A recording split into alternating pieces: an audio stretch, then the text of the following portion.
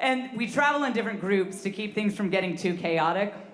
And the kids that get in my group act like they have won the lottery.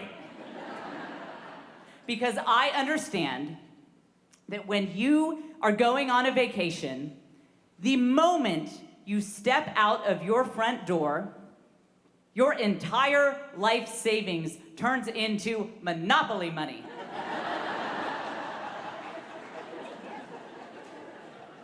I'll be at the airport with my group of kids, and I'll be like, a $16 cookie? You want just one? Well, let's all get one. Get two, get three. It's not real money. My husband will be at the airport with his group of kids. And the airport that we go to has all of these iconic Texas restaurants there. So you can smell the carne asada from the famous taco stand. And then right next to that, you smell the brisket that has been marinating all day. And the kids with my husband will turn to him and say, "Dad, what are we eating for dinner?" And he'll pull an old granola bar out of his pocket and tell them to share it while he complains about airport prices. If it were up to me, our entire family of 8 would go out to dinner at a restaurant every single night that we were on vacation.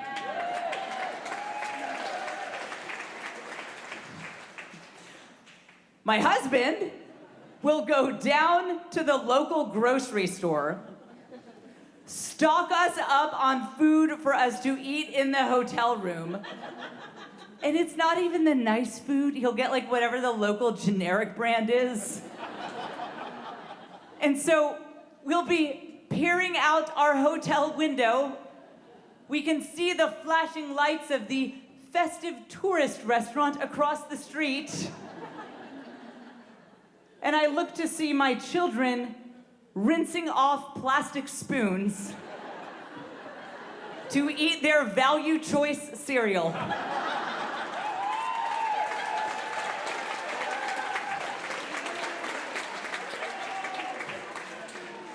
We also couldn't be more different when it comes to packing. When it comes time for me to pack, I don't walk through my house saying, "What should I bring?" I say, "What shouldn't I bring?" Look, I don't need a suitcase that fits in the overhead compartment. I need options. You feel me? My husband does not travel with luggage. I know you are confused. You're like, well, she means not much luggage. No. He will put a cell phone charger and a toothbrush in his jacket pocket and be like, "Done packing." I'm serious. He's stocked up on all of these clothes that are really durable. He washes them in our hotel bathroom and hangs them out to dry like we are mountain people.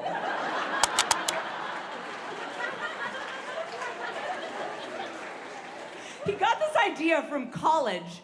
His fraternity had this ritual where they would drop the guys off and they would give them only a toothbrush and a change of underwear. For some people, this would be a traumatic memory of hazing. For my husband, it was an aha moment. He was like, "Do I even need the change of underwear?" So the result of all this is that when housekeeping walks into our room, they see clothes hanging out to dry, all of this stuff, evidence that there are way more people stuffed into this room than are supposed to be here. All these crumpled wrappers and boxes from generic brand food. And they're like, "Are they refugees?" We've traveled with the kids quite a bit. Notice I did not say took vacations. All it is, when you travel with kids, it is just taking the chaos of your house and relocating it to a place that's not equipped to deal with it. And it's, it's just, and then we've got quite a few kids, and you can only have like 4 kids in a hotel room, and my husband is so cheap that it became like, all right, who's gonna hide in the closet when the manager comes? And we tried to get rooms like way far away from, everything. But one time we got a room, it was right across from the front desk. So see, I thought ahead. I had matching outfits for some of my girls. They're close in age, matching swimsuits and everything. So I took an older daughter to the pool, but then I'm coming back with the younger daughter. I could see the front desk manager kind of counting, like, now wait. So what you got to do in these situations is you got to get out ahead of it. So I turned to him and I'm like, your pool shrunk my daughter.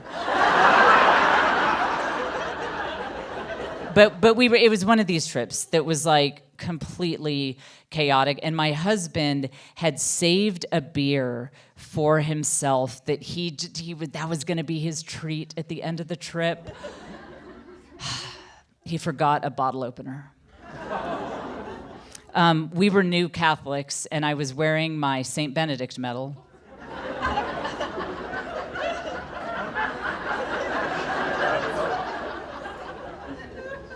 He said, hand me that medal. I was like, you know what? Yes, prayer instead of alcohol. Yes. He took poor little St. Benedict. He wedged this medal up on like the side of a counter, put it under the beer bottle cap, goes bang, bang, bang, pop. It came right off. He's like, that is a miracle of St. Benedict right there. And if anyone has any connections at the Vatican, he wants it stated for the record that if he has ever canonized a saint, he wants his medal to double as a bottle opener.